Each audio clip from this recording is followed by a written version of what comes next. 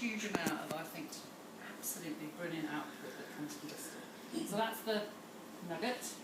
So what I find when I'm chatting to people sort of generally informally is people want to know two things, which is how did you get into radio, or how do I get into radio? Or what do you do is the other thing that I get asked. So rather than me just burbling away, what I thought I'd just ask you is what would you like me to talk about? I can ramble away forever. So what would you like? There's a quick consensus. Would you like me to talk about how I got into radio, or would you like me to talk about how one gets into radio-ish? I mean, it's all hit and miss, but... Come on, be brave. Definitely getting into radio if I'm interested in. Yeah. How one gets into radio, yeah? Is that sort of... I mean... And also what you're excited about how radio might be changing and what Yes. you're kind of most intrigued by on the horizon. That's a very good point. Shall I start with that first? Because actually that is exactly where we're at. I mean, we're the BBC, so we are not a tiny, agile outfit that's very light on its feet and is making changes all the time. We move more slowly. And right now, I mean, we are introducing a lot of social media elements into programmes. Now, that isn't just a little bit of kind of, oh, you can see what we have on the radio here on Twitter. That is actually about how do we now start creating content for Twitter, for Facebook, or whatever, that is interesting to people who might not ever listen to the BBC. So, for example, on Any Questions, Any Questions has a couple of million listeners every week, or 1.5 to 2 million. But you know what? There are an awful lot of people who like politics, or who are interested in politicians, who are going to go to Radio 4 to listen to a political programme. They might watch Question Time. And we've been thinking, okay, we're a very small team, it's done on a shoestring like a lot of BBC radio is. What can we do within our very limited team, within very limited time, that we could just put out on social media? So we've come up with just a very simple concept where we're asking people on Twitter and Facebook to send us non-political questions that we can ask the panel after the show. Now, we've been doing it and it's been very, very ropey, mainly for technical reasons, but it's actually potentially really good. We're not going to say, ooh, look at this little bit of content and then go and listen to the programme. We're going to forget that. We're just going to have something called the extra question every week, which is just non-political. And you know what? The panellists are loving it. So although we're not actually managing to get it out there at the moment very much, we've got a limited show because of technical issues, we've been asking them things like, what have you done that's illegal? And these are questions that are coming in from, Run for a week. before we got to naughty. And we've asked them, it was International Cancer Day, and we got several questions asking if the panellists wore knickers or had not worn knickers, So we actually put that to them, have you ever gone to Marlow? Nigel Farage was on the panel, and he was the only one who said yes, he had. Of course. You see, just didn't need to know that. TMI, too much information. I see that. Oh no, that's it. It's burned into my mind now. What the time frame between receiving the questions and then? So we receive the questions throughout the afternoon. We film the panel straight after the show, and then it's currently taking us a couple of hours to turn around and to get it back out there.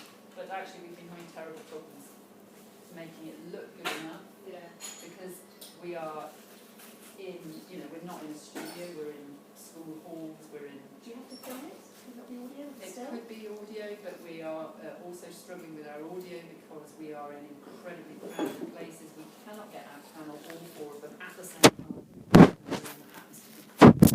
In a primary school or in a library or whatever. So we're just having to bung them in a corner, get the microphone under their noses and try and record them. And of course, there are multiple ways we could be doing this. We're trying it each week to get it right. The point is, this is new content for a platform that's got nothing really to do with the radio programme. And it looks like it will be successful. And it looks like we can start to garner more stuff. Podcasts, we're now, as a unit, starting to make podcasts separately from radio programmes. We've been podcasting our radio programmes for a long time. We're now going to just create original content for podcasts. And I think that is very exciting.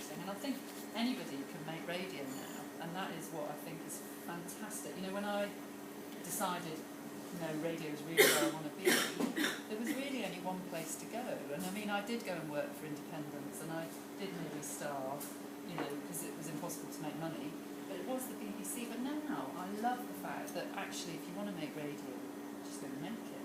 Just post it. You can just do it. And people are doing that all the time. And I think that is making the whole medium open up. So there's loads of crap, but there's some exceptionally good things now coming out that don't cost very much to make. And that is the beauty of radio, isn't it? Is that it's very cheap and very immediate and very accessible, and you can get your microphone pretty much anywhere you like. So, I mean, I'll just ask Emma, because she does work on a major programme on Farming Today, is you know, how you're playing around now with stuff beyond the programme.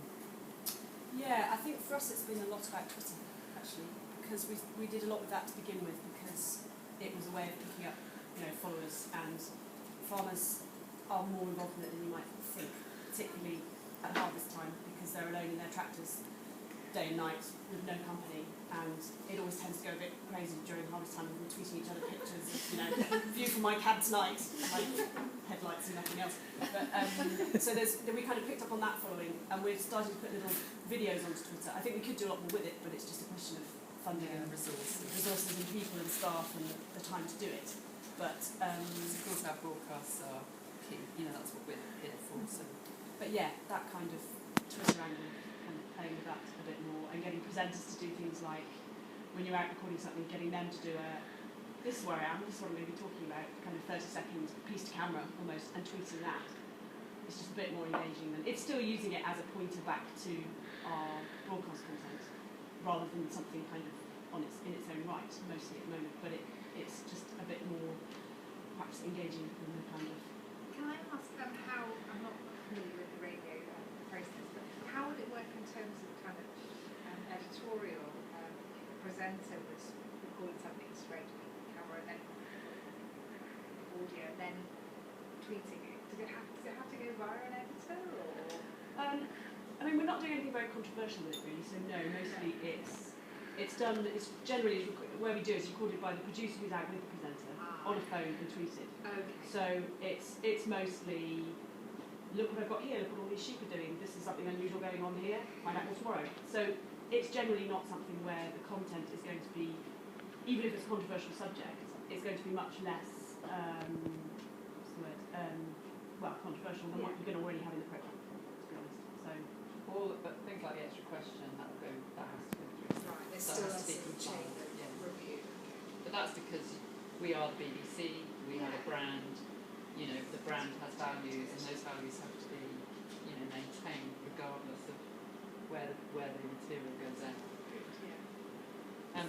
But that leads very nicely. So I mean, the podcast is obviously, I mean, America's leading the way. We always follow America. Podcasts are the next big thing. If you want to have, and I'm sure you're probably more au fait with many different podcasts than I am, but Panoply is an American platform for new podcasts, and they've currently got about 100 podcasts that they regularly post. So if you want to listen to some of the best content that's coming out of the States, Panoply is a really good platform to go and have a look and see, you know, find some interesting stuff.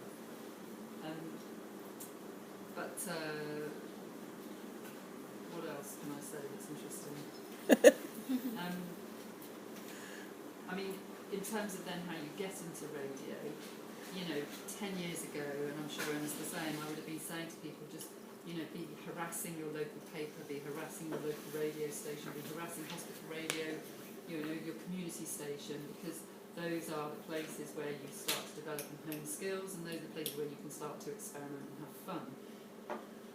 However, now I'm just increasingly saying to people, just make stuff, just go and make stuff, and then you can go to anybody in any company. You know, increasingly there are going to be more independents in radio, so I think increasingly it's going to be easier to get into radio and just say, this is what I've been doing, this is how many followers I've got, this is how many people listen. And, you know, I think if you're doing stuff regularly, you find your way, you find your own path.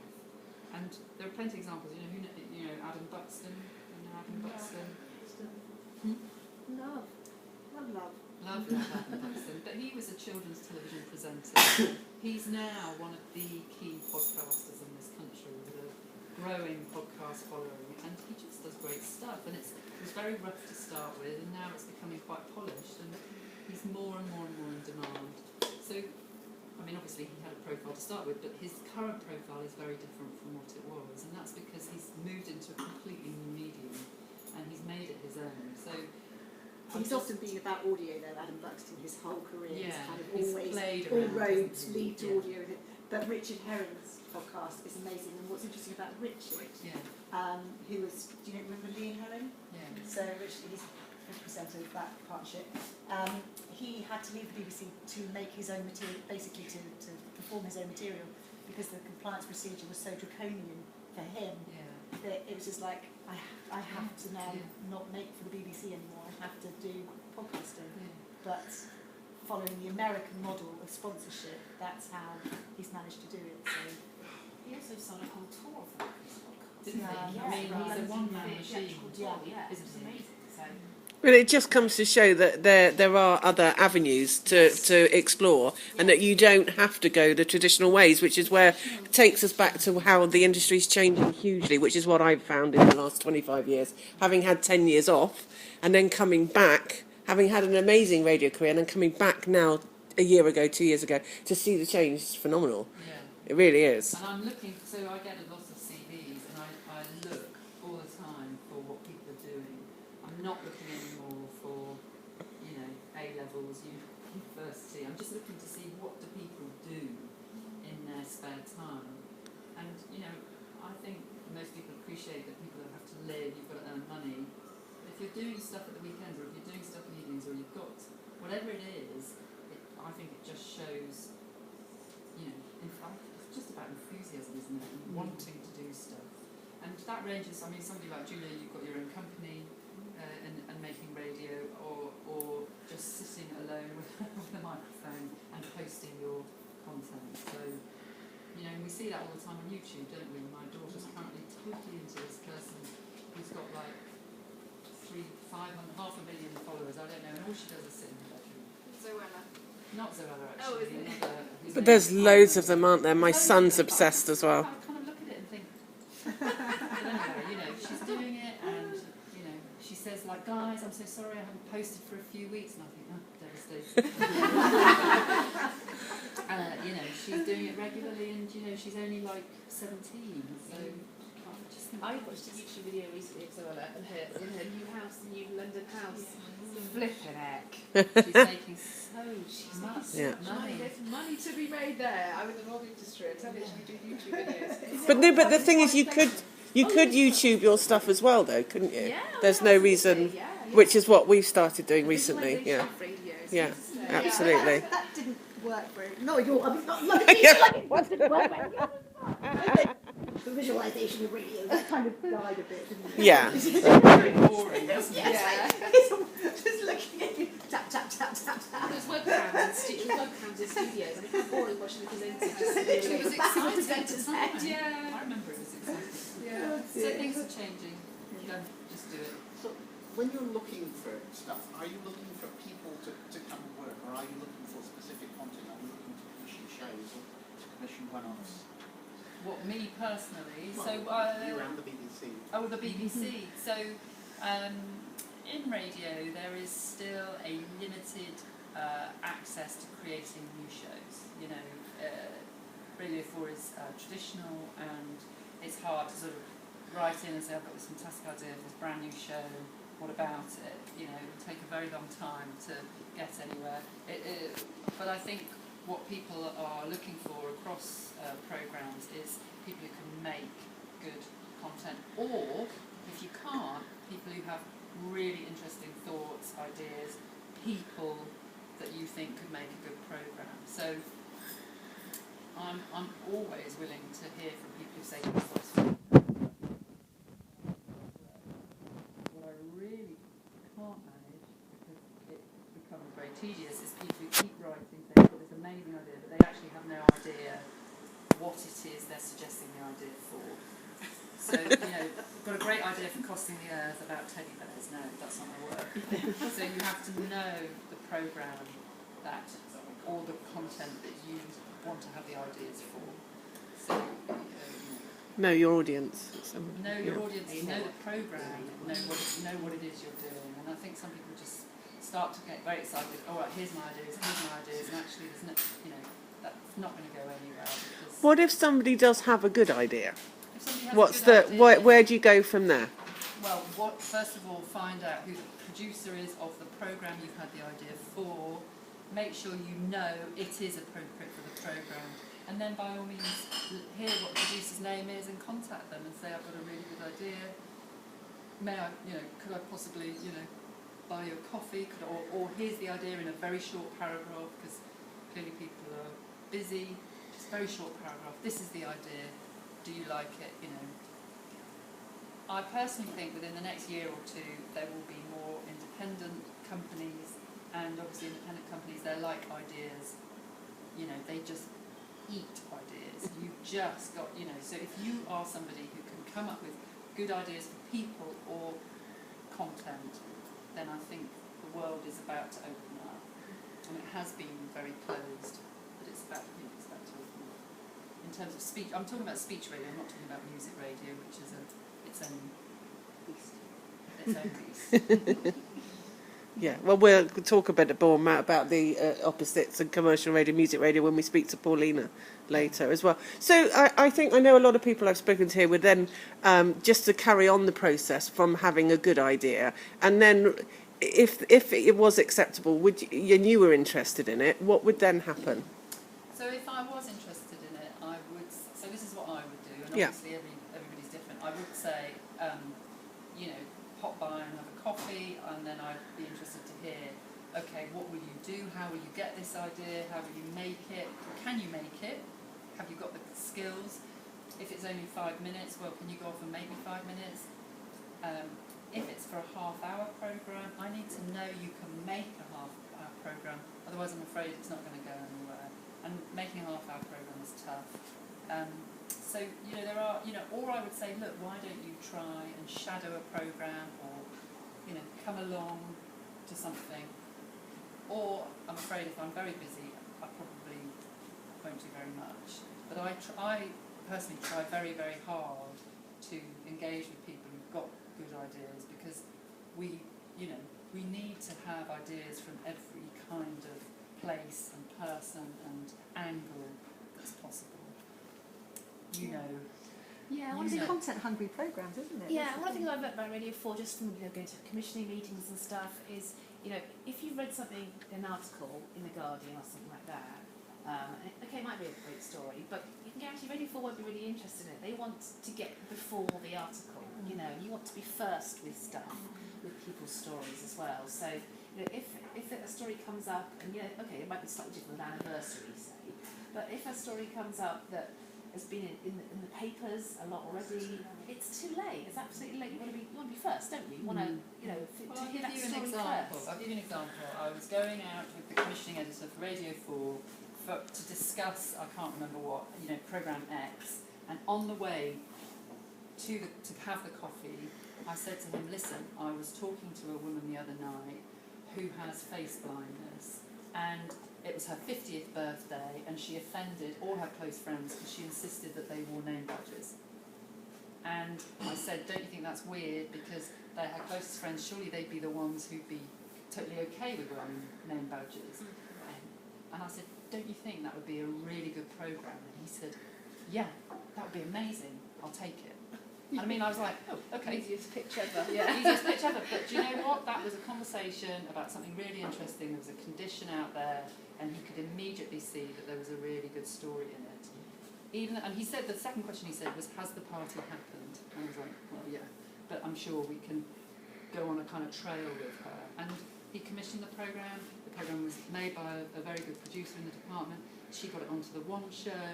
She, I can't remember, we had quite a lot, I think we got it into the Guardian, quite a lot of impact came out of that programme. It got a lot, the presenter with the face blindness happens to have a very big Twitter following, so we got attention on Twitter. So, that one very small conversation, but he liked it because it wasn't out there.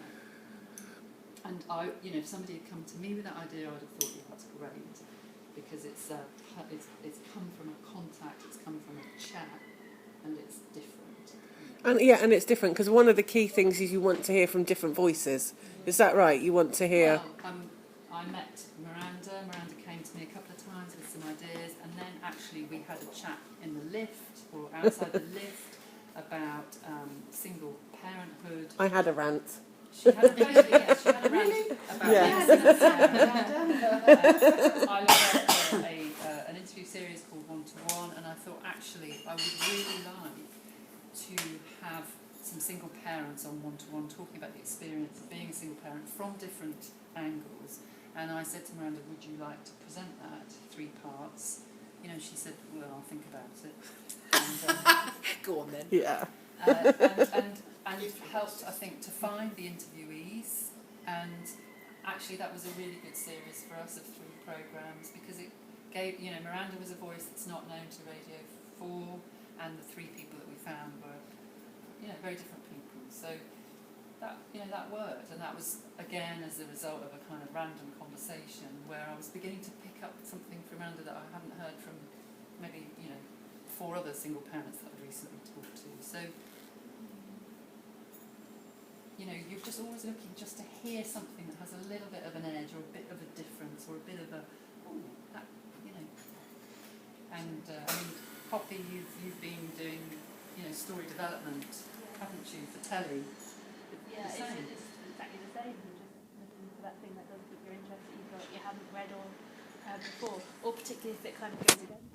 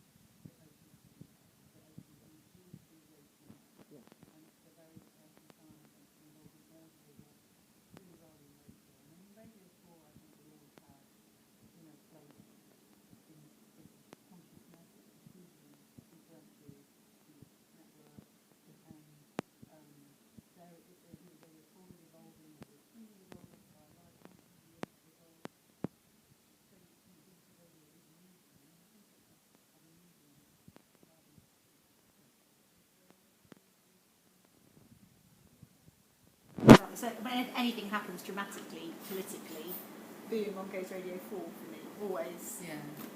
But interestingly, when we have our radar, if there's been something major happening politically or there's been, the Grenfell thing, our radar goes down in that period of time and we can pinpoint it to, like, everyone went to Radio 4 for that. Yeah.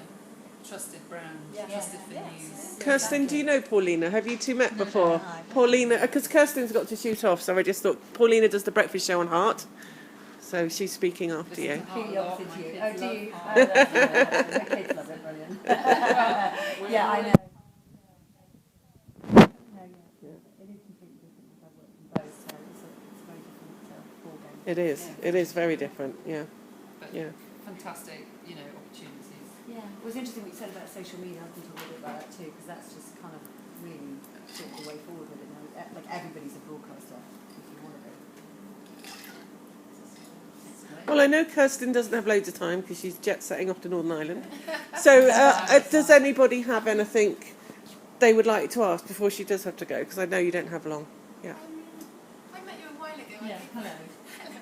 I've been doing a podcast following your advice. But, and I've learned tons. But how do you then make the leap to sort of producing professionally and learning the Sadie system as it on the BBC News? Well, everywhere uses a different system. So. Yeah. It's about to change again as well, isn't it? I've been doing the podcast, but I'm aware it's not enough to I mean, make me equipped to be a professional producer. No, and then I would say, it's worth going then into a station, like a community station, or Just keep building the skills. well, keep building Keep skills. going. And I genuinely think that community radio and local radio are incredibly important. Lots of people from the BCFM, the community radio station, have gone on to work here at local Radio Bristol and are BAs and producers here. Yeah, loads of them. Loads. So it's, Local and regional radio is a hugely important medium, and I think is underfunded, but I think its day will come again, sort of thing. I was just in a talk where we were looking at figures across the day, and the peaks of the figures were not around the 6 o'clock news, but around the regional news at 6:30. Suddenly the figures were going right up. I do think there is a hunger for local community news. So I would then start to be able to go to... I may be able to help you with that. If you talk to me. Yeah. Thank you. Okay. Just, if you've already learned a huge amount, now the next stage is part of a team. Yeah. Yeah. Okay, thank you. Hey. Hello. I'm Sabrina Hi. from Regime Radio 98 FM. good girl. The hottest radio station in Bristol. Sorry. See, how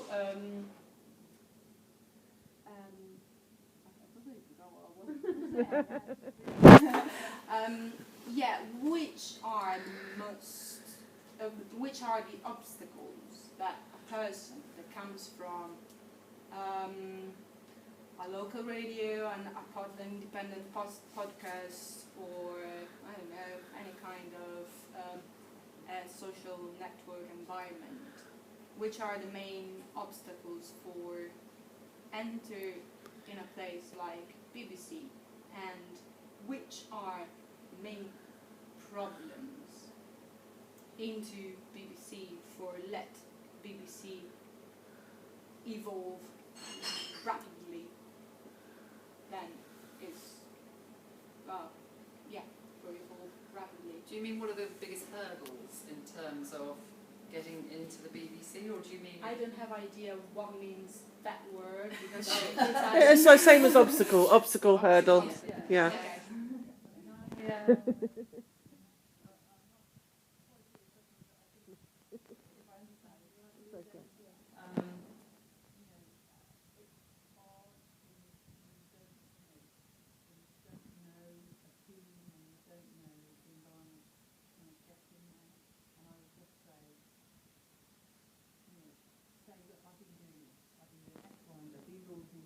Incredibly keen, I'm incredibly enthusiastic. Can I shadow for a day?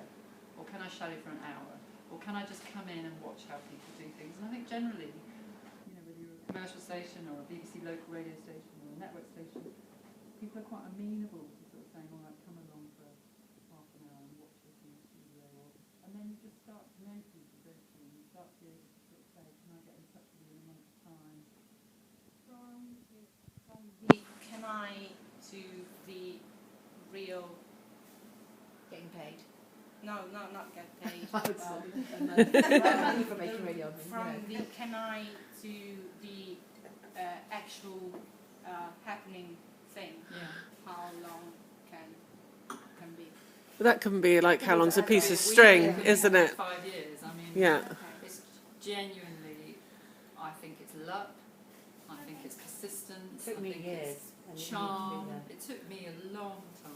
I was very lucky and fell into it very quickly, but it was a case of being in the right place at the right time. And now, after it's yeah. Isn't it? You can make your own luck, but you need sometimes a little sprinkling of good timing or Yeah.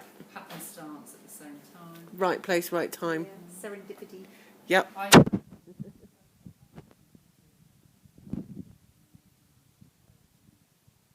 can we just, before you have to go, give a little background of how you did get into radio? If that's okay.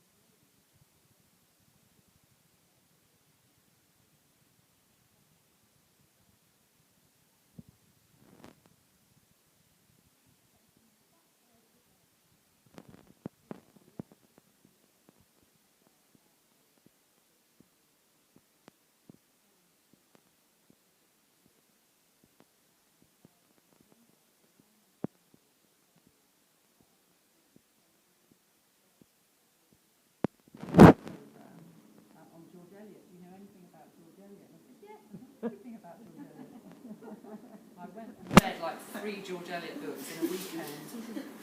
I think I read for 16 hours a day for 2 days, and and I went in on the Monday like, expert on George Eliot, and I made this radio programme when I was a researcher, and then they took me on, and I was a researcher on another couple of programmes.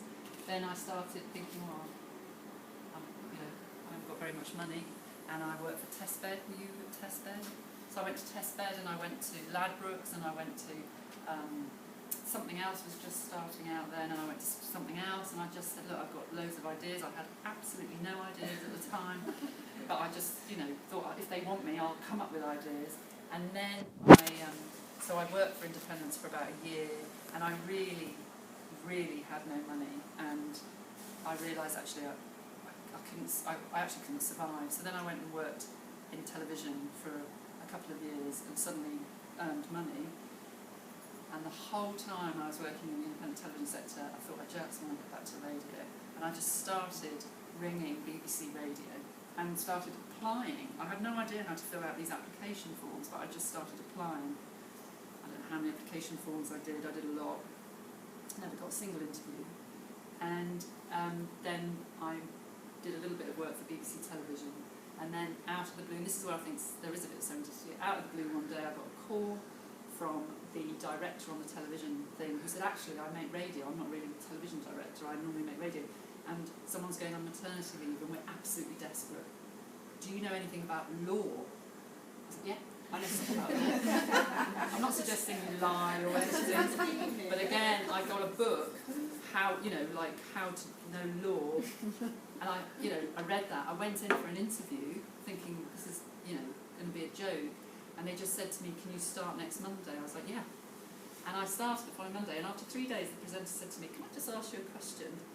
I said, sure, yeah, anything. And he said, do you know anything about the law? And I was like, no. I know nothing. And in fact, I was so scared that I would only make calls when the series producer went to the loo. Oh. Because I was so worried about what I was going to, And of course then, I learned very quickly, and I learned on the job. And even after 3 years, the presenter said to me, I'd like you to know that you still know absolutely nothing about law. I just never really went in. And the reason that I stayed on was that maternity cover never came back.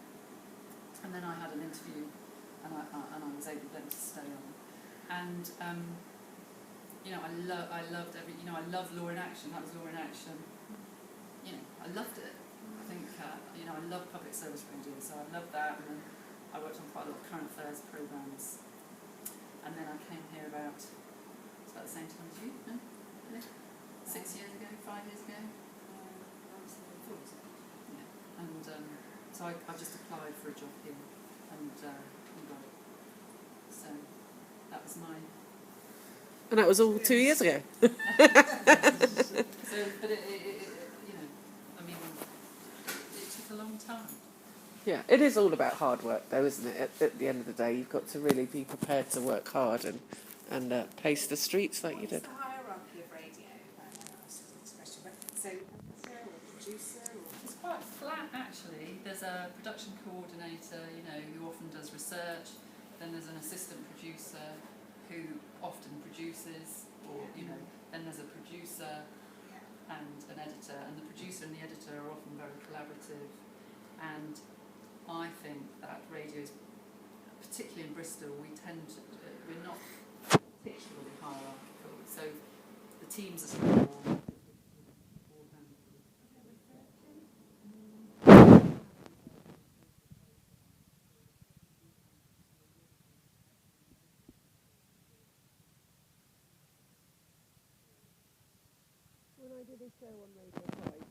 Producer, and then there was an assistant producer, and then there was the technicians and the researchers and the presenters, and that was just for a 1 hour once a week.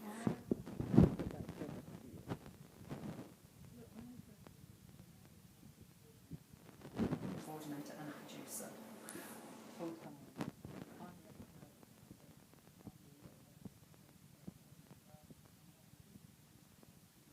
Half the week on the programme.